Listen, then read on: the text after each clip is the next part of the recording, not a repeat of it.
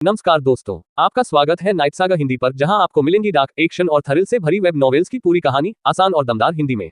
हम इस चैनल पर अलग अलग वेब नॉवेल्स की स्टोरी को अपने शब्दों में समझाते और प्रस्तुत करते हैं, ताकि हिंदी दर्शक भी इन शानदार कहानियों का आनंद ले सकें। यहाँ आपको मिलेगा एक्शन, बदला, पावर, डार्क फैंटेसी और जबरदस्त प्लॉट ट्विस्ट का पूरा मजा। वार्निंग साइन डिस्क्लेमर, इस चैनल पर प्रस्तुत की जाने वाली सभी वेब नॉवेल्स हमारी स्वयं की रचनाएं नहीं है। इन नॉवेल्स के सभी कॉपीराइट और अधिकार उनके मूल लेखक एवं प्रकाशकों के पास सुरक्षित है। हम केवल इन कहानियों का एक्सप्लेनेशन, समरी, रिव्यू अपने शब्दों में प्रदान करते हैं, केवल मनोरंजन और शैक्षिकी उद्देश्य से। हमारा उद्देश्य किसी भी प्रकार से कॉपीराइट का उल्लंघन करना नहीं है। यदि किसी लेखक, प्रकाशक या संबंधित पक्ष को हमारे कंटेंट से कोई आपत्ति हो तो कृपया हमसे संपर्क करें। हम तुरंत उचित कार्रवाई करेंगे। अगर आपको हमारा कंटेंट पसंद आए तो चैनल को सब्सक्राइब करें, वीडियो को लाइक करें और अपने दोस्तों के साथ शेयर करना न भूलें। अध्याय 12, एक लड़कियों से भरा हुआ विभाग। आरव ने चौधरी वीरेंद्र प्रताप की शर्त बिना किसी हिचकिचाहट के मान ली। आखिर बात सिर्फ पैसों की नहीं थी।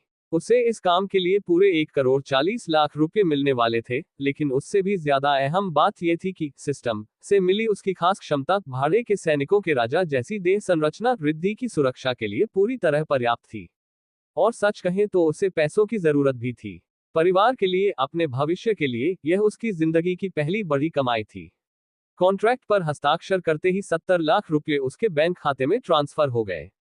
ये पहली किश्त थी, बाकी रकम रिद्धि की सुरक्षा का काम पूरा होने के बाद मिलनी थी। आरव के चेहरे पर संतोष की हल्की मुस्कान आ गई। वह सीधे बैंक गया और पूरी रकम अपने पिता के खाते में ट्रांसफर कर दी। फिर उसने घर फोन मिलाया।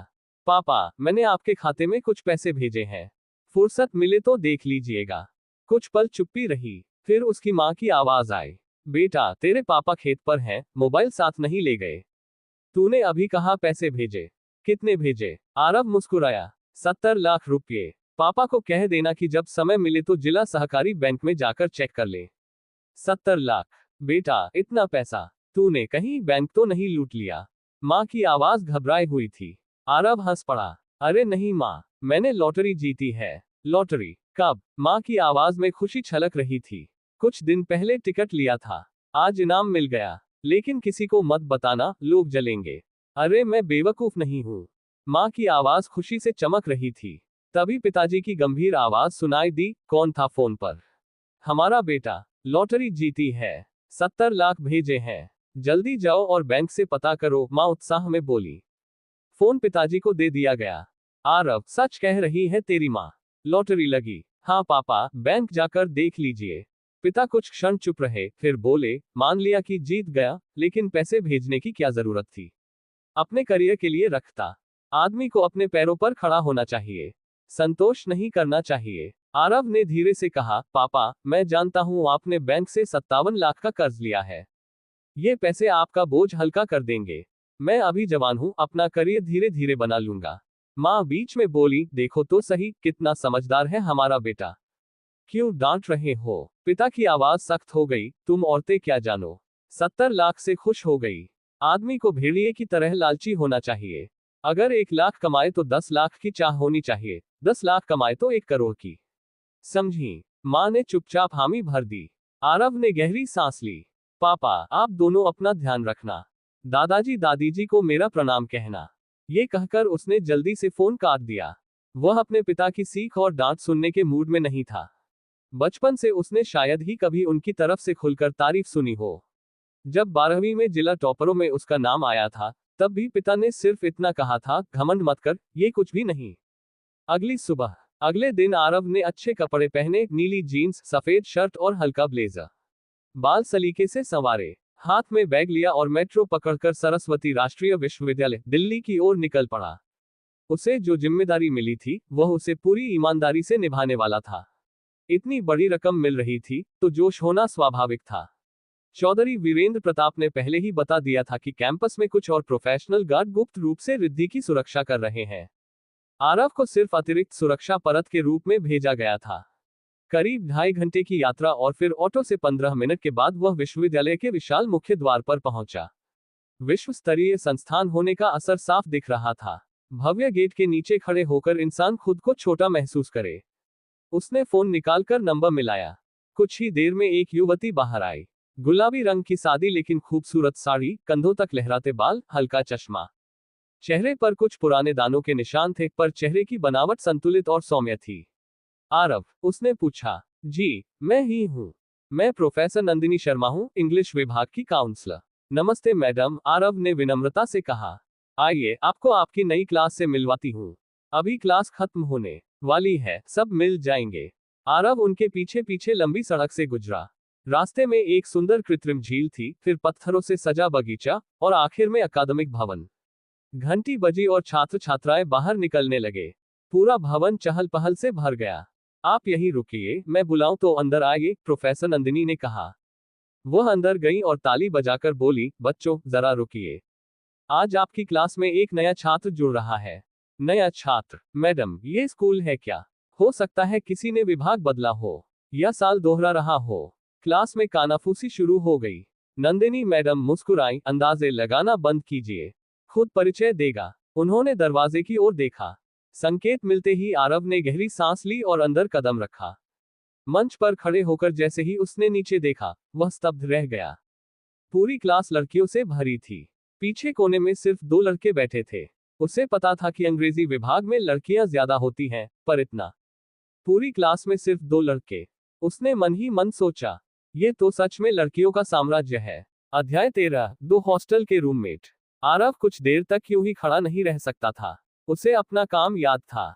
उसने जल्दी से खुद को संभाला और मुस्कुराते हुए बोला, नमस्ते सभी को, मेरा नाम आरव है। अब से मैं आप सबके साथ पढ़ाई करूंगा। कृपया मेरा ख्याल रखिएगा। इतना कहकर उसने हल्का सा झुककर अभिवादन किया। कुछ पल के लिए पूरी क्लास चुप रही। लगभग सभी लड़कियां उसे ऐसे देख रही थी जैसे कोई दुर्लभ वस्तु देख ली हो। अंग्रेजी विभाग में लड़कों की कमी थी, और जब एक ठीक ठाक दिखने वाला नया लड़का अचानक सामने आ जाए, तो स्वाभाविक था कि सबकी नजरें उसी पर टिक जाएं। आरव को थोड़ा संकोच होने लगा। उसने पहले भी छोटे कार्यक्रमों की मेजबानी की थी, लेकिन 50 लड़कियों की टकटकी झेलना अलग ही बात थी। प्रोफेसर नंदिनी शर्मा ने खांसकर कहा, अरे भाई, क्या देख रही हो? अपने नए क्लासमेट का स्वागत तो करो। तभी तालियों की गड़गड़ाहट गूंज उठी। किसी ने कहा, वेलकम। किसी ने पुकारा, हाय हैंडसम। कुछ ने शरारत से भैया कहा। तभी एक छोटी कद की, बेहद चंचल लड़की मंच के पास आ गई। हाय, मेरा नाम अनन्या है। मेरा अभी तक बॉयफ्रेंड नहीं है। अपना नंबर दोगे? उसने मोबाइल निकालते हुए कहा। पूरी क्लास हंसी और हूटिंग से भर गई। अरे अनन्या, तुम्हें तुम्हारा पंजाबी बॉयफ्रेंड कम है क्या? दो लड़कों से दोस्ती करेगी? हमारे नए हैंडसम को छोड़ दे। अनन्या ने मुंह फुला लिया। फिर धीरे से आरव के कान के पास झुककर बोली, इनकी बात मत सुनना। ये सब बाहर से सीधी लगती हैं, अंदर से बहुत खतरनाक है। आरव बस मुस्कुरा दिया। उसे सच में लग रहा था कि वह लड़कियों के झुंड में फंस गया है। कुछ ही सेकंड में कई लड़कियां उसके चारों ओर इकट्ठी हो गईं। कोई उसका मोबाइल नंबर मांग रही थी, कोई इंस्टाग्राम आईडी, कोई व्हाट्सएप। लेकिन एक लड़की बिल्कुल शांत बैठी थी, पहली पंक्ति के बाईं ओर। उसके बाल कंधों तक सधे हुए कटे थे। चेहरे पर मासूमियत और आत्मविश्वास दोनों झलकते थे। उसने सफेद सूती कुर्ता पहना था, बेहद सादगी के साथ। उसके होठों में लॉलीपॉप था, जो उसकी गंभीर छवि में हल्की शरारत जोड़ रहा था। वह थी रिद्धि चौधरी। उसने अपनी बगल में बैठी लड़की से कहा, पायल, जरा इसका डेटा चेक करो। मुझे शक है पापा ने फिर कोई आदमी भेजा है। पायल ने तुरंत अपना लैपटॉप खोला और विश्वविद्यालय के छात्र पोर्टल में लॉगिन किया। कुछ ही मिनटों में उसने सारी जानकारी निकाल ली। रिद्धि, इस बार तुम्हारा अंदाजा गलत है। ये सच में हमारा स्टूडेंट है। 2 साल पहले एनसीसी से आर्मी ट्रेनिंग के लिए गया था। अब पढ़ाई पूरी करने लौटा है। इसके पहले साल के अच्छे अंक भी रिकॉर्ड में हैं। रिद्धि ने स्क्रीन ध्यान से देखी और चुप हो गई। अच्छा है, क्लास थोड़ी दिलचस्प हो जाएगी, पायल मुस्कुराई। रिद्धि ने नाक सिकोड़ते हुए कहा, हैंडसम, इसमें ऐसा क्या खास है? बस 2 आंखें, 2 कान, 1 नाक, ऊपर से थोड़ा देहाती स्टाइल। पायल हंस पड़ी, लेकिन कुछ बोली नहीं। उधर प्रोफेसर नंदिनी ने सबको वापस सीट पर बैठाया। आरव अब भी थोड़ा असहज था। उसे लगा जैसे किसी ने अभी अभी उसे छू लिया हो। उसने मन ही मन सोचा, ये सच में कॉलेज की लड़कियां हैं। तभी मैडम ने आवाज लगाई, मनोज और करण। पीछे की आखिरी बेंच से 2 लड़के भागते हुए आए। पहला मनोज, इतना गोल मटोल की गर्दन दिखती ही नहीं थी। लंबाई कम, वजन ज्यादा। दूसरा करण, इतना दुबला कि जैसे बांस की लकड़ी। लंबा पतला, झुके कंधे। दोनों को साथ देखकर कोई भी हंसी रोक न पाए। आरव आज से तुम्हारे साथ हॉस्टल में रहेगा। इसे कमरा दिखा देना और सब समझा देना, प्रोफेसर ने कहा। मैडम, आप निश्चिंत रहिए, मनोज ने छाती ठोककर कहा। वह तुरंत आरव का सूटकेस उठाने लगा। अरे नहीं, मैं खुद उठा लूंगा, आरव ने झेपते हुए कहा। अरे रहने दो, हमारा मनोज बहुत ताकतवर है, करण बोला। मनोज पहले ही सूटकेस कंधे पर रख चुका था। चल भाई आरव, अब से हम रूममेट हैं। आरव ने प्रोफेसर और बाकी क्लास को नमस्ते कहा और दोनों के साथ बाहर निकल गया। जाते जाते उसने एक बार मुड़कर क्लास की ओर देखा, उसकी नजर सीधा पहली पंक्ति में बैठी रिद्धि पर गई। पायल ने मुस्कुराते हुए कहा, देखा, जाते जाते तुम्हें ही देख रहा था। रिद्धि ने होंठ सिकोड़कर कहा, नजर ठीक नहीं लगी मुझे उसकी। पायल हंस पड़ी, अरे कैंपस की सबसे खूबसूरत लड़की को देखेगा ही। रिद्धि ने आंखें तरेर दी, बहुत बोल रही हो तुम। आज रात गुदगुदी कर कर के हाल बुरा कर दूंगी। रानी साहिबा, दया कीजिए। पायल ने नाटकीय अंदाज में हाथ जोड़ लिए। क्लास फिर हंसी से गूंज उठी और आरव की नई जिंदगी का एक और अध्याय शुरू हो गया। अध्याय 14, कैंपस क्वीन रिद्धि का गेमिंग टाइम। आरव मनोज और करण के साथ इंग्लिश विभाग के लड़कों के हॉस्टल की ओर चला गया। दोनों रास्ते भर बोलते ही रहे। ऐसे लग रहा था जैसे दो मधुमक्खियां कानों के पास भिनभिना रही हो। जब उन्हें पता चला कि आरव 2 साल सेना में रहकर वापस पढ़ाई पूरी करने आया है, तो उन्होंने तुरंत उसे आरव भैया कहना शुरू कर दिया। करीब 10 मिनट बाद वे सातवें हॉस्टल की 7वीं मंजिल पर पहुंचे। आरव भैया, आ गया हमारा कमरा, मनोज ने भारी सूटकेस नीचे रखते हुए कहा। आरव मन ही मन हैरान था। 20 किलो का सूटकेस उठाकर 7 मंजिल चढ़ गया और सांस भी नहीं फूली। दिखने में गोल मटोल था, पर ताकत असली थी। कमरा खोला गया। अंदर वही जाना पहचाना हॉस्टल वाला माहौल, लोहे के पलंग, पढ़ाई की मेज, अलमारी और चारों तरफ बिखरे कपड़े, मोजे, कंबल। मनोज थोड़ा झेपा, कमरा थोड़ा बिखरा है भैया, एडजस्ट कर लेना। आरव मुस्कुरा दिया। उसे अपने पुराने कॉलेज के दिन याद आ गए। 4 साल उसने भी ऐसे ही माहौल में गुजारे थे। अब तो बस 3 महीने की बात थी। आप इसी बेड पर सो जाना, करण ने जल्दी जल्दी चादर ठीक करते हुए कहा। ऊपर वाले बेड पर धूल ज्यादा है, आरव ने पूछा। कमरे में सिर्फ तुम दोनों? करण ने कंधे उचकाए। हाँ, 4 लोगों का कमरा है, पर हमारे विभाग में लड़के ही सिर्फ 2 हैं। दूसरे विभाग वाले हमारे साथ रहना नहीं चाहते। आरव ने सिर हिलाया और सामान जमाने लगा। उधर मनोज और करण ने कंप्यूटर ऑन कर दिया। भैया, आप रणभूमि लीग खेलते हो? मनोज ने उत्साह से पूछा। आरव हल्का मुस्कुराया, थोड़ा बहुत। कॉलेज में उसका दोस्त उसे इस गेम में खींच लाया था। काम शुरू करने के बाद उसने कम खेला, पर रैंक अब भी ठीक ठाक थी। आओ ना, साथ में खेलते हैं, करण बोला। नहीं, तुम लोग खेलो, मैं सामान सेट कर लूं, आरव ने मना कर दिया। इसी बीच मनोज अचानक चिल्लाया, अरे, रिद्धि फिर से लाइव स्ट्रीम शुरू कर रही है। करण भी उछल पड़ा। जल्दी पूछो, हमें टीम में ले ले। मनोज ने तुरंत क्लास ग्रुप में मैसेज किया। रिद्धि मैडम, हमें भी साथ ले चलो। करण ने भी लिखा, प्लीज इस बार कैरी कर देना। ग्रुप में तुरंत लड़कियों की बौछार शुरू हो गई। तुम दोनों पिछली बार कितना खींचे थे उससे, शर्म नहीं आती फिर मांग रहे हो? अब तो हमारे पास नया हैंडसम आरव भी है। मनोज और करण लगभग रोने लगे। उधर आरव ने कैंपस क्वीन शब्द सुना तो समझ गया, बात रिद्धि चौधरी की हो रही है। उसका मिशन था उसकी सुरक्षा, इसलिए उससे जुड़ी हर बात में उसकी दिलचस्पी बढ़ गई। ये रिद्धि ही है ना? उसने पूछा। मनोज की आंखें चमक उठी। हाँ भैया, पूरे कॉलेज की क्वीन है। फोरम में वोटिंग से चुनी गई। हजारों लड़कों का क्रश, करण ने जोड़ा। सिर्फ खूबसूरत नहीं, गेमिंग में भी टॉप लेवल है। उसके मेन अकाउंट की रैंक चैलेंजर है, साइड अकाउंट प्लेटिनम 2। उसके लाइव स्ट्रीम पर 2 लाख से ज्यादा फॉलोअर्स हैं। महीने की कमाई कई ऑफिस वालों से ज्यादा है। आरव सच में चौंक गया। उसे अंदाजा नहीं था कि रिद्धि गेमिंग की इतनी बड़ी खिलाड़ी है। तभी मनोज चिल्लाया, रिप्लाई आ गया। उसने हाँ बोल दिया। स्क्रीन पर रिद्धि का मैसेज चमक रहा था। ठीक है, लेकिन इस बार खींचना मत। करण खुशी से उछल पड़ा। आज तो हम भी लाइव आएंगे। वह शीशा निकालकर बाल ठीक करने लगा। मनोज ने टोका, अरे कोई तुझे देख नहीं रहा। करण बोला, स्टेज दिल में होना चाहिए। मैं अपने फैंस के लिए तैयार रहूंगा। तभी एक और मैसेज आया, एक और प्लेयर चाहिए, 5 लोगों की टीम बनाएंगे। मनोज का चेहरा उतर गया। अब अचानक प्लेटिनम रैंक वाला कहां से लाऊं? फिर उसे आरव याद आया। भैया, आपकी रैंक क्या है? आरव ने सहजता से कहा, शायद प्लेटिनम। दोनों की आंखें चमक उठी। कौन सा सवा? मनोज ने पूछा। आरव ने बिना सोचे जवाब दिया, ब्लैक रोज। कमरे में कुछ सेकंड सन्नाटा छा गया। मनोज और करण ने एक दूसरे को देखा।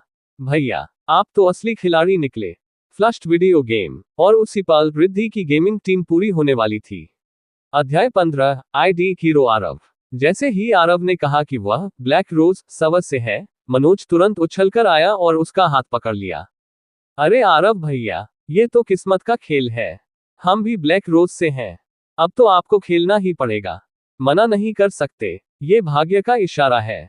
आरव थोड़ा असहज हुआ, लेकिन मुझे अभी सामान जमाना है। मनोज ने नाटकीय अंदाज में गला रेतने का इशारा किया। कैंपस क्वीन रिद्धि ने बड़ी मुश्किल से हमें टीम में लिया है। अगर आपने मदद नहीं की तो मैं यही शहीद हो जाऊंगा।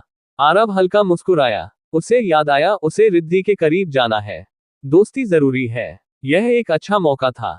ठीक है, कुछ राउंड खेल लेते हैं, उसने हामी भर दी। वाह, आरव भैया जिंदाबाद। मनोज खुशी से लगभग उसे गले लगाने ही वाला था। करण ने तुरंत क्लास ग्रुप में लिखा, रिद्धि मैम 5वां प्लेयर मिल गया। आरव भैया भी प्लेटिनम है। बस फिर क्या था, ग्रुप चैट फट पड़ा। क्या हैंडसम आरव भी गेम खेलता है? सब लाइव देखने चलो, आज मजा आएगा। लड़कियों का उत्साह चरम पर था। उधर लड़कियों के हॉस्टल में रिद्धि अपनी कुर्सी पर बैठी थी। खुले बाल, हल्की गुलाबी आभालिए चेहरा, आंखों में आत्मविश्वास। बगल में बैठी उसकी दोस्त पूजा मुस्कुराई। रिद्धि, देखो, जैसे ही पता चला कि आरव खेलेगा, सब तुम्हारी लाइव खोल रहे हैं। रिद्धि ने नाक सिकोड़ ली। बस भी करो, 2 दिन से आए लड़के को ऐसे देख रहे हैं जैसे सालों से कोई लड़का देखा ही नहीं। पूजा खांस पड़ी। लाइव ऑन है, ध्यान से बोलो। कैमरा अभी ऑन नहीं है, रिद्धि ने हेडफोन लगाते हुए कहा। उसने टीम चैट में टाइप किया, जल्दी आओ, टाइम वेस्ट मत करो। हॉस्टल में आरव ने अपना अकाउंट लॉगिन किया। भैया, आपकी आईडी? मनोज ने पूछा। हीरो आरव, दोनों एक साथ मुड़े। इतनी भारी भरकम आईडी। आरव थोड़ा शर्मिंदा हुआ। असल में कॉलेज के समय उसके दोस्त ने मजाक में ये नाम रख दिया था। करण हंसा। अरे नाम बढ़िया है। मेरी सेकंड आईडी तो देवराज इंद्र है। थोड़ी देर हंसी मजाक चला। टीम तैयार हुई। रिद्धि की आईडी जियुए, पूजा की ID white doll, Manoj Golu महाराज, करण देश के प्रधानमंत्री का नाम लेकर बनी मजाकिया आईडी, और आरव हीरो आरव। जैसे ही लड़कियों को हीरो आरव नाम पता चला, ग्रुप फिर गूंज उठा। वाह, कितना कूल नाम है, रिद्धि ने तिरस्कार से कहा। नाम बड़ा है, देखना है खेल भी वैसा है या नहीं। टीम चैट में उसने लिखा, खींचना मत। आरव ने जवाब नहीं दिया। चुपचाप उसने सिस्टम पैनल खोला।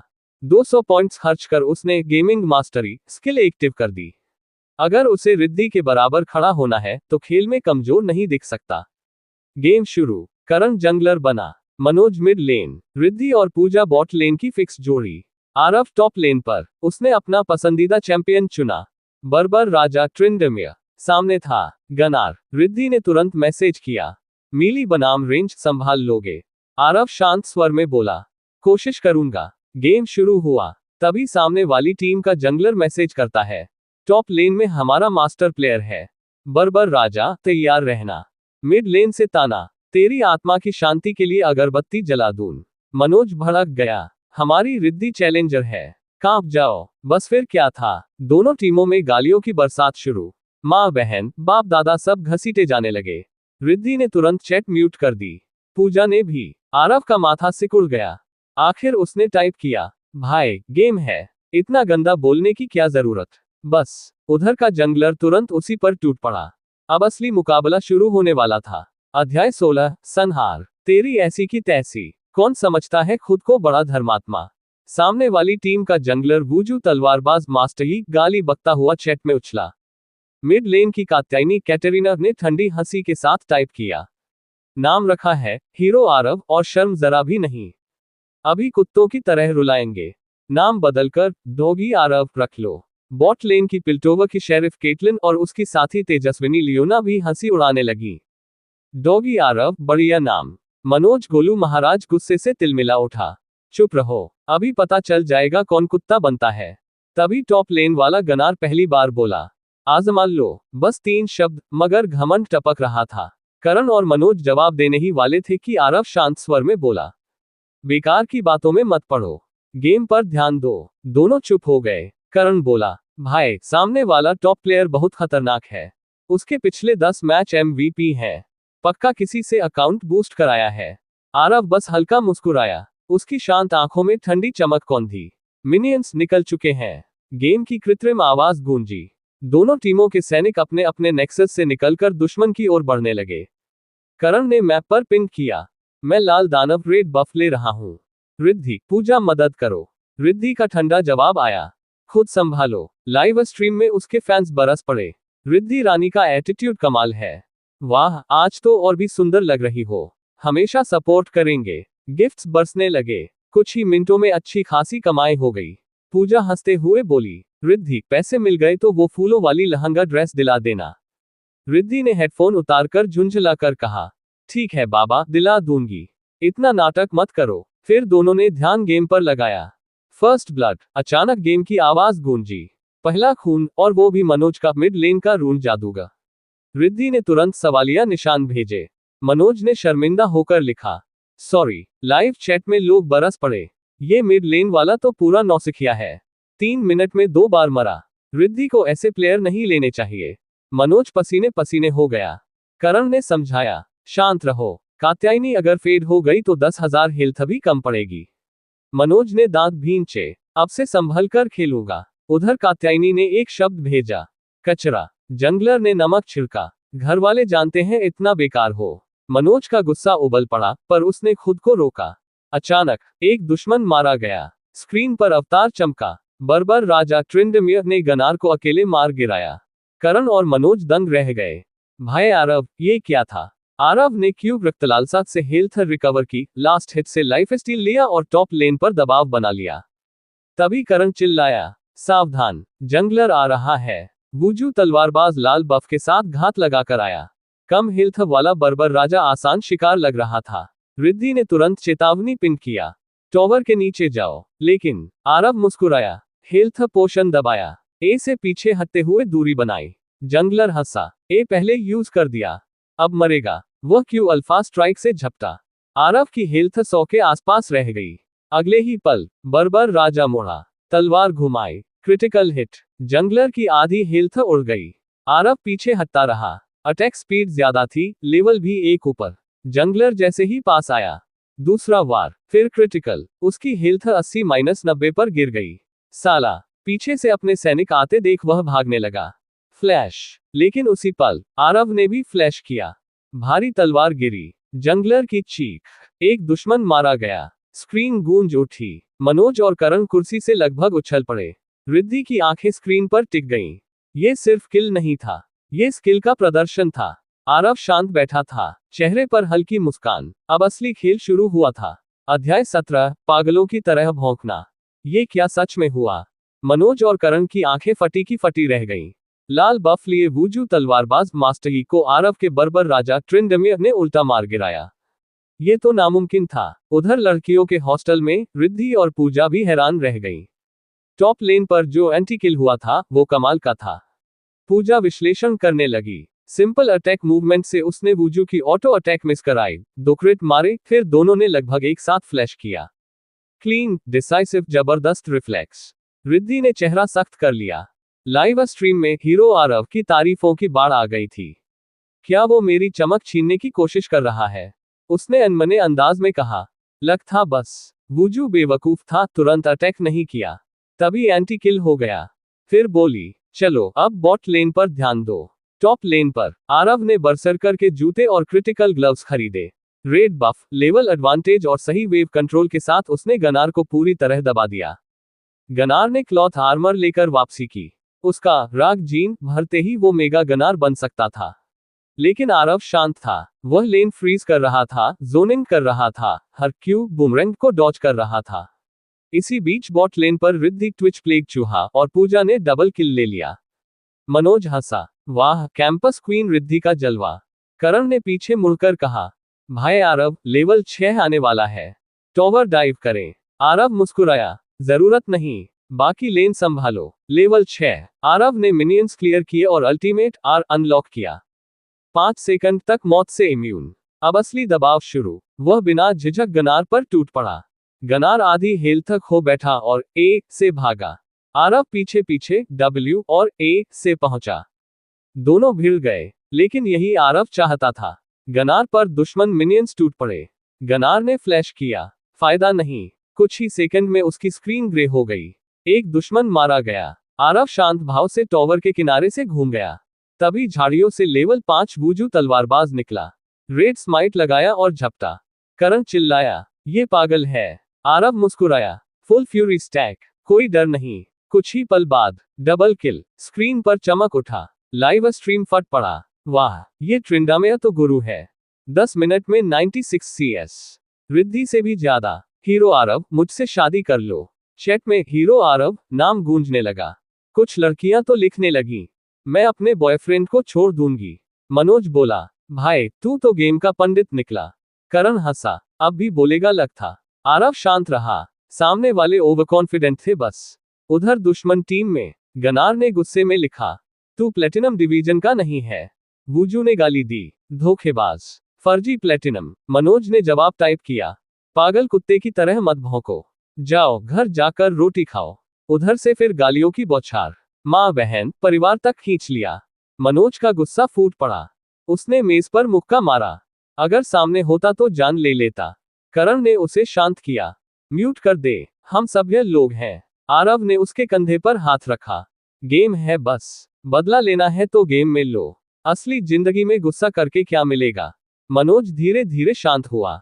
स्क्रीन पर बर्बर राजा खड़ा था, खामोश मगर घातक। अब दुश्मन सच में बौखला चुके थे। और जब दुश्मन बौखलाते हैं तभी असली जीत की शुरुआत होती है। अध्याय 18, पता दे दो अगर हिम्मत है। मनोज धीरे धीरे शांत हुआ और सामने वाले जंगलर वूजू तलवारबाज मास्टर यी को म्यूट कर दिया। करण का शिन झाओ लगातार मिड लेन में दबाव बनाए हुए था। कात्यायनी ने शुरू में 2 किल लिए थे मगर उसके बाद कोई खास फायदा नहीं उठा पाए। बॉट लेन पर रिद्धि और पूजा ने शेरिफ केटलिन और तेजस्विनी लियोना को पूरी तरह दबा दिया था। सामने वाली टीम अब चुप थी, कोई ताना नहीं। बर्फ का गोला बनता जा रहा था। आरव का बर्बर राजा अब राक्षस बन चुका था। गनार को वह बिना रुके मार रहा था। ऊपरी टॉवर गिर चुका था। दुश्मन का आधा जंगल अब उसका निजी आंगन था। रेड बफ लगभग स्थायी रूप से उसी का। 12 मिनट में लेवल 10।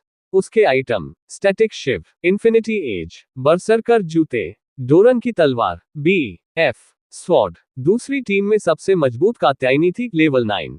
फिर जंगल में मिशन कर रहे वूजू तलवारबाज पर आरव ने 1 से एंट्री मारी। एक क्रिटिकल वार, सीधा खत्म। रिद्धि की लाइव स्ट्रीम फट पड़ी। वाह, एक ही वार, ये तलवारबाज है या नौसिखिया। मैं तो अब बर्बर राजा खरीदूंगा। चैट अब रिद्धि की नहीं, आरव की हो गई थी। पूजा स्तब्ध थी। रिद्धि अंदर ही अंदर खौल रही थी। वह खुद चैलेंजर रैंक की खिलाड़ी थी, लेकिन आज सबका ध्यान आरव पर था। फिर भी वह मानने को तैयार नहीं थी। जब ब्लडथर्स्टर आया, आरव का बर्बर राजा पूरे मैप पर घूम रहा था। जिसे देखता एक वार। सिर्फ गनार और लियोना को 2 बार चाहिए थे, बाकी सब एक ही झटके में ढेर। वूजू तलवारबाज लगातार 6ठी बार मारा गया। मनोज खुशी से बोला, भाई आरव, तेरे लिए कविता लिखी है। आरव हंसा, सुनाओ। मनोज बोला, राज्य परिवार संसार की बात, सब कुछ तेरी तलवार का एक ही प्रहार। सब हंस पड़े। 20 मिनट बाद 22 किल, पूरा बिल्ड तैयार। आरव सीधे बारन नाशोर बड़ा ड्रैगन के पास पहुंचा। भाई, ड्रैगन सोलो मारोगे? करण हैरान था। उसी समय बॉट लेन से सिग्नल आया, 2 दुश्मन गायब। करण बोला, कहीं सब यहीं तो नहीं आ रहे? बात पूरी भी नहीं हुई थी कि शेरिफ की ace in the hole lock. Gnar दीवार से फ्लैश कर उतरा। लियोना की अल्टीमेट। वूजू पीछे से। कात्यायनी डेथ लोड्स के साथ। पांचों ने एक साथ हार दबा दिया। पूरा हमला आरव पर, लेकिन फ्लैश, लियोना की अल्टीमिस, एक जोड़ वार कात्यायनी खत्म। दूसरा वार वूजू खत्म। मनोज ने रून प्रिजन से लियोना को बांधा। 2 वार गनार खत्म। एक कूलडाउन शेरिफ खत्म। आखिर में लियोना भी 2 वार में ढेर। स्क्रीन पर गूंजा, फायर पेंटर किल फायर। पूरी दुनिया जैसे रुक गई। फिर लाइव स्ट्रीम और क्लास ग्रुप फट पड़े। इतना जबरदस्त, ये है असली 5 सेकंड का तूफान। 5 लोगों ने घेरा, फिर भी पैंटा। आरव शांत भाव से वापस बारन मारने लगा। अल्टीमेट लगाकर उसने ड्रैगन भी सोलो कर लिया। सामने वाली टीम की हिम्मत टूट गई। चैट में मनोज ने अनम्यूट कर पूछा, मान गए हार? उधर से फिर गालियां। वूजू गर्जा, पता दो अगर हिम्मत है, अभी लोगों को भेजकर कटवा दूंगा। क्या सच में गेम के लिए हत्या की धमकी?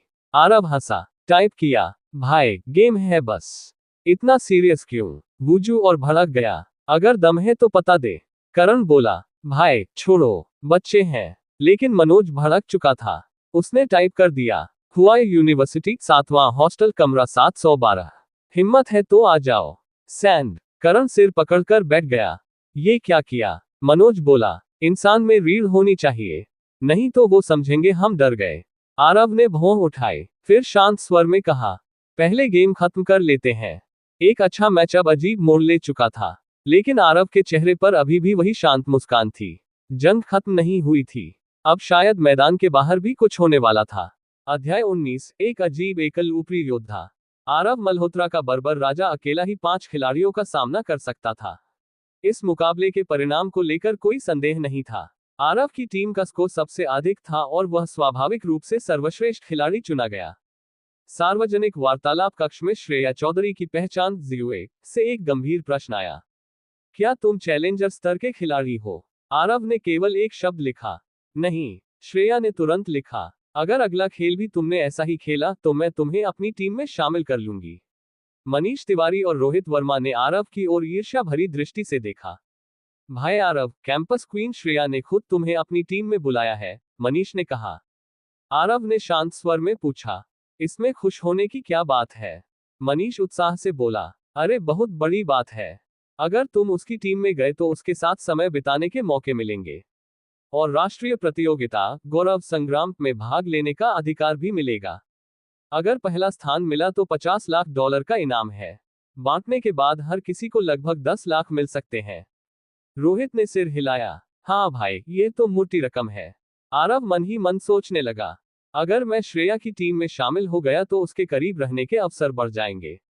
इससे मेरा काम आसान होगा, ऊपर से राष्ट्रीय प्रतियोगिता में भाग लेने का मौका अलग।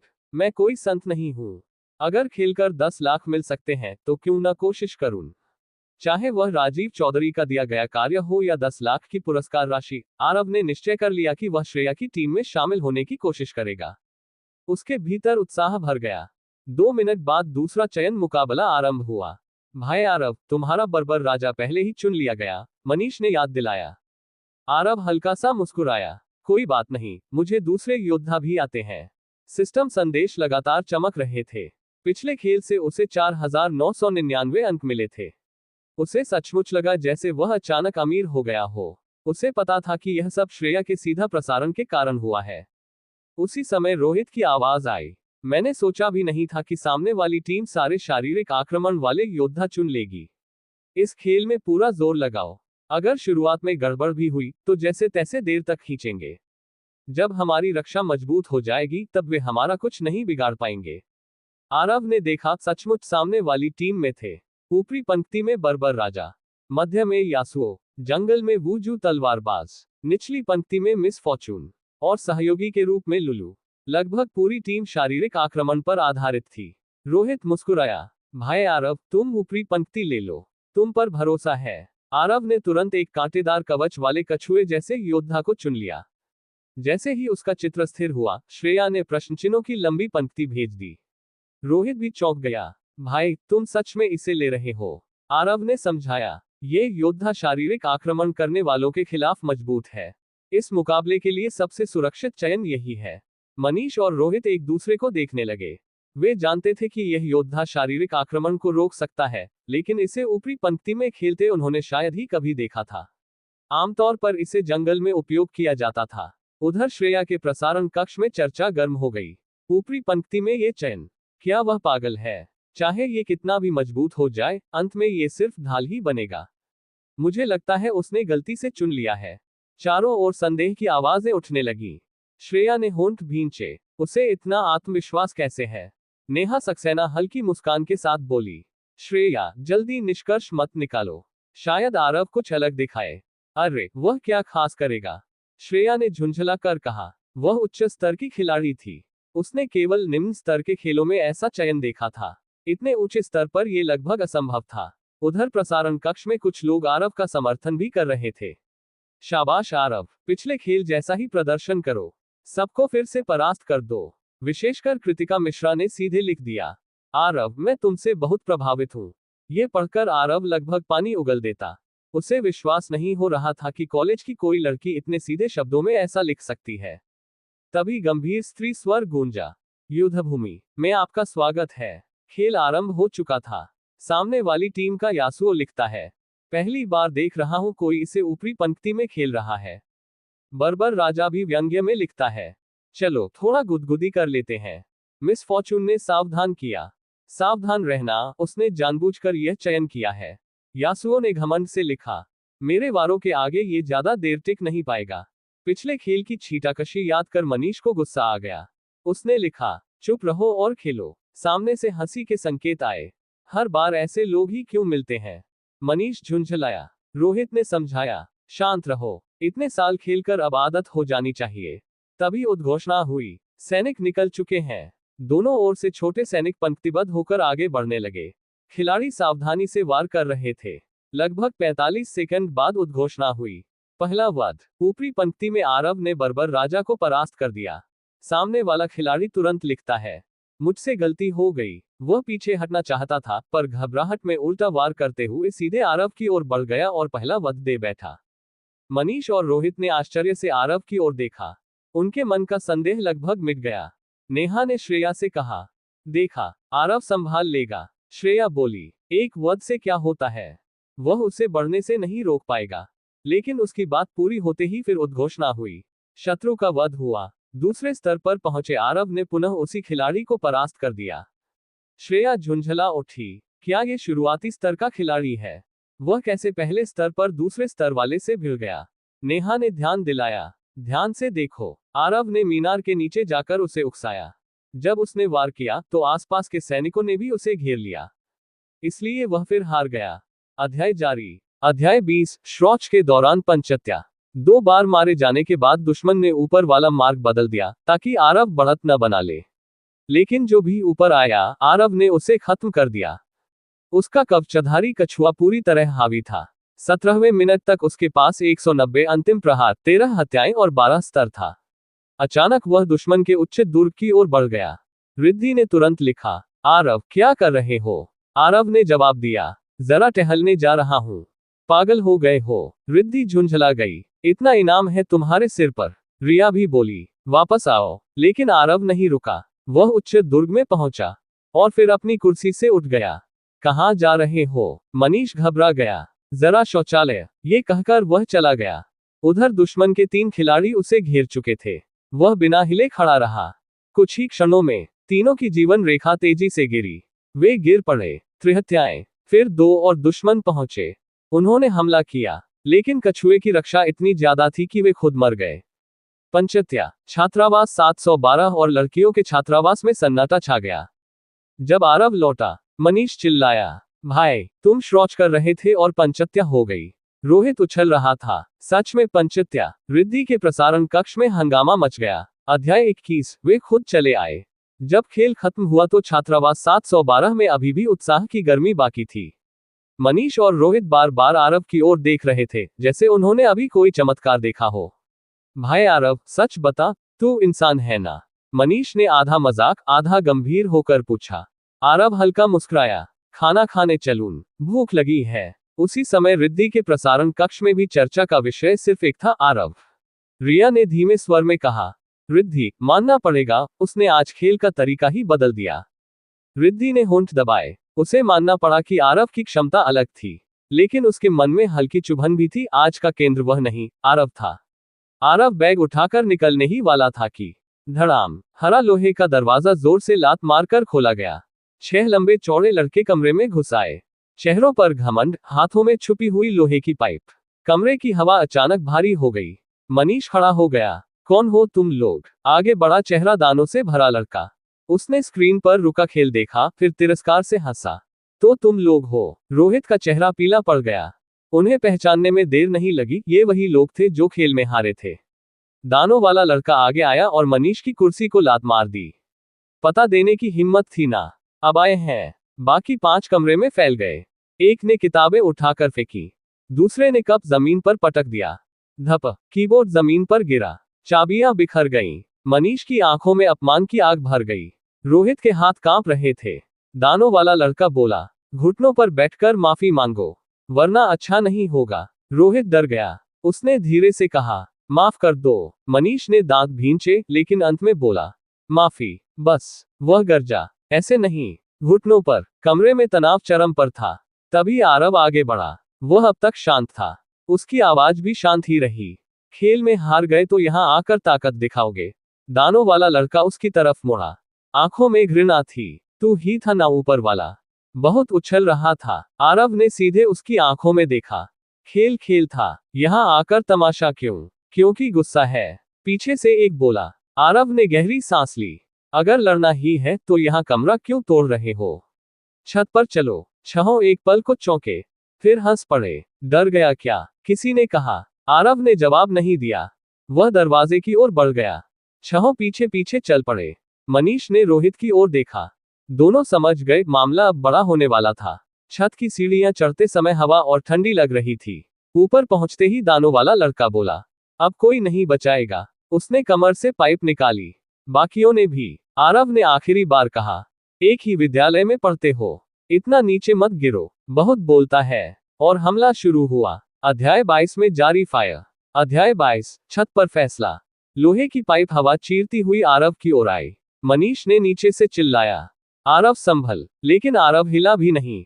अगले ही पल, ठक, पाइप उसकी जगह हवा में घूमी और वार करने वाला लड़का अपना संतुलन खो बैठा।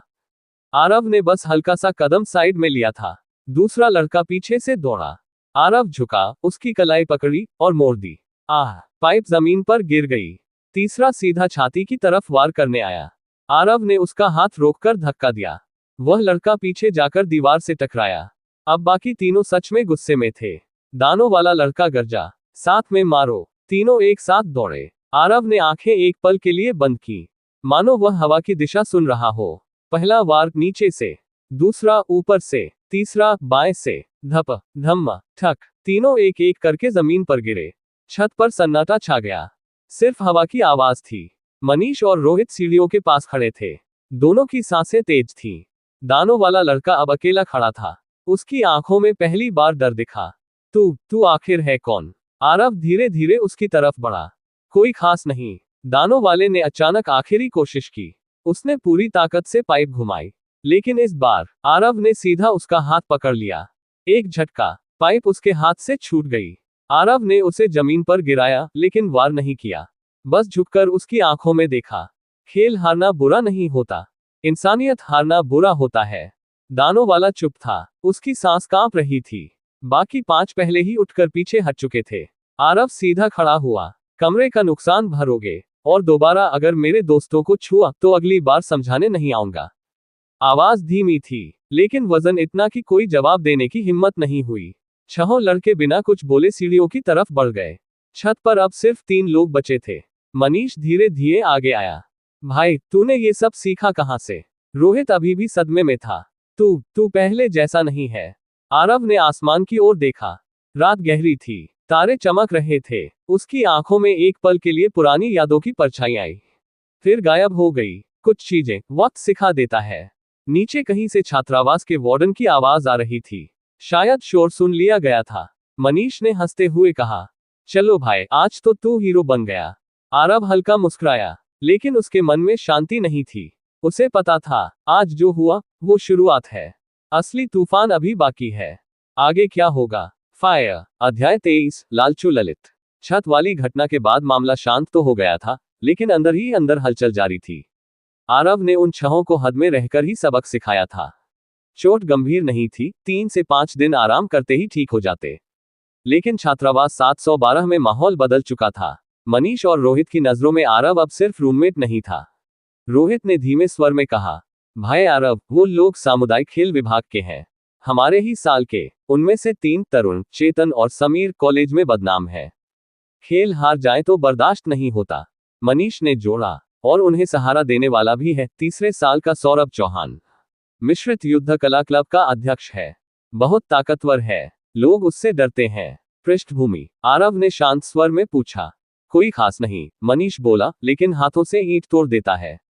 और वो हमारी कक्षा की आन्या का प्रेमी भी है। आरव ने सिर हिलाया। स्थिति अब साफ थी। रोहित बेचैन था। अगर वो बदला लेने आया तो वो तो हमें पकड़कर फेंक देगा जैसे कुछ भी नहीं। मनीष ने साहस जुटाते हुए कहा, डर मत, हमारा आरव भी कम नहीं। अगर वो आया तो देखा जाएगा। लेकिन रोहित का डर कम नहीं हुआ। मैं आन्या से बात करूं क्या? मामला शांत हो जाए तो अच्छा है। मैं यहाँ पढ़ने आया हूँ, पिटने नहीं। वह बाहर जाने ही वाला था कि आरव ने उसके कंधे पर हाथ रखा। विश्वविद्यालय समाज का छोटा रूप है। हर तरह के लोग मिलेंगे। घबराने से समस्या हल नहीं होती। रोहित चुप हो गया। तो क्या करें? कुछ नहीं। मैंने उन्हें रोका था। अगर कोई आएगा तो मेरे पास आएगा। तुम दोनों सुरक्षित हो। मनीष की आंखें भर आईं। अगर वो आया तो मैं भी साथ खड़ा रहूंगा। रोहित ने कांपती आवाज में कहा। मैं भी। आरव ने हल्की मुस्कान दी। उसे लगा ये दोनों कमजोर नहीं है। उस रात तीनों बाहर खाना खाने गए। थोड़ी हंसी, थोड़ी बातचीत, दूरी कम होने लगी। कमरे में लौटकर जब दोनों सो गए, आरव बिस्तर पर लेटा छत देख रहा था। उसके भीतर का रहस्य अब भी जिंदा था। उसके मन में अंक चमक रहे थे, 10,000 अंक। सिर्फ 2 खेलों से। उसने मन ही मन पूछा, सबसे महंगी क्षमता कौन सी है? भीतर से जवाब आया, जीवन विस्तार क्षमता। 5 लाख अंक। आरव सन रह गया। क्या किसी भी परिस्थिति में जीवन बढ़ सकता है? रोग, वृद्धावस्था, बाहरी या आंतरिक चोट, सभी में। आरव का दिल तेजी से धड़कने लगा। मतलब पर्याप्त अंक हो तो अमरता। हर बार कीमत 10 गुना बढ़ेगी। पहली बार 5 लाख, दूसरी बार 50 लाख, तीसरी बार 5 करोड़। आरव चुप हो गया। अभी जो 10,000 उसे बड़े लग रहे थे, अब बहुत छोटे लगे। उसने आंखें बंद की। जीवन को बढ़ाने की चाह से ज्यादा उसे सही ढंग से जीने की इच्छा थी। वो पहले ही एक बार मौत के करीब जा चुका था। अगली सुबह, अरे रोहित, टॉयलेट पेपर कहाँ है? मनीष की घबराए आवाज गूंजी। अलमारी में है, खुद ले ले, रोहित करवट बदलते हुए बोला। मनीष ने कपड़ों के नीचे छुपा रोल निकाला और बाथरूम में भागा। दरवाजा बंद करते हुए बोला, इतना छुपा कर क्यों रखता है? रोहित अचानक उठ बैठा। तुझे बोलने की हिम्मत है? 1 साल से तूने एक भी रोल नहीं खरीदा। बाथरूम के अंदर से आवाज आई, आज खरीद लूंगा। हर बार यही बोलता है। आरव हंसी रोक नहीं पाया। सच में 1 साल से नहीं खरीदा? रोहित ने शिकायत भरे स्वर में कहा। कुछ नहीं खरीदता। टूथपेस्ट, साबुन, कपड़े टांगने का स्टैंड, सब मेरा इस्तेमाल करता है। आरव ने नीचे देखा। एक अजीब चप्पल पड़ी थी। प्लास्टिक की बोतल को काटकर बनाई गई। ये भी उसी की। हाँ, 20 रुपये बचाने के लिए। आरव ने सिर हिलाया। काफी जुगाड़ू है। तभी बाथरूम का दरवाजा थोड़ा खुला। मेरी कला का मजाक मत उड़ाओ, मनीष चिल्लाया। और उसी पल तेज बदबू बाहर आई। रोहित चिल्लाया, दरवाजा बंद कर, कमरे को गैस चैम्बर मत बना। आरव हंस पड़ा। छत पर लड़ाई, जीवन विस्तार का रहस्य, और यहाँ टॉयलेट पेपर का युद्ध। जीवन सच में अजीब संतुलन था, लेकिन उसे आभास था, शांति ज्यादा दिन नहीं टिकेगी। सौरभ चौहान अभी मंच पर आया ही नहीं था। आगे क्या होगा? अध्याय 24। एक वाक्य जिसने सबको चौंका दिया। नाश्ता करने के बाद आरव समय सारणी के अनुसार कक्षा में पहुंचा। 3 साल समाज की भागदौड़ देखने के बाद फिर से कक्षा में बैठना उसके लिए आसान नहीं था। मंच पर अध्यापिका लगातार बोल रही थी, लेकिन नीचे बैठा आरव उनींदा हो रहा था। उसकी पलकें जैसे 2 चुंबक बन गई थी, जो बार बार आपस में चिपक रही थी। आखिरकार वह हार गया। उसका ऊपरी शरीर मेज पर फैल गया और वह गहरी नींद में चला गया।